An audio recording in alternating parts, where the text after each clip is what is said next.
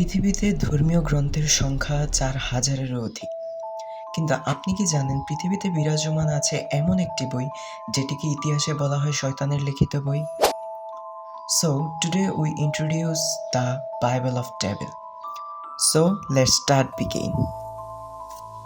Codex Gigas একটি পৌরাণিক কাহিনী অনুযায়ী যা মধ্যযুগের নথিভুক্ত করা হয়েছিল।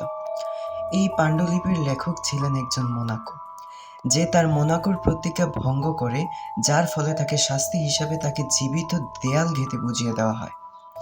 এই কঠোর শাস্তি থেকে নিবৃত্তি পাওয়ার জন্য তিনি প্রতিশ্রুতি করেন যে তিনি এক রাতের মধ্যে একটি বই তৈরি করবেন, যা তার আশ্রমের নাম চিরকালের জন্য স্বীকৃতি করবে, যেখানে মানুষের সমস্ত জ্ঞান থাকবে।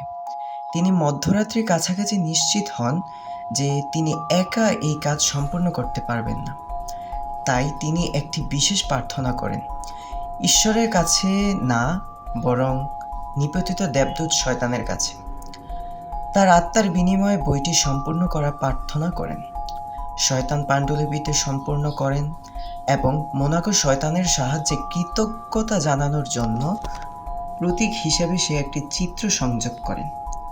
উল্লিখিত চিত্রটি 290 পৃষ্ঠায় রয়েছে, যেখানে শয়তানের ছবি অঙ্কন করা হয়েছিল।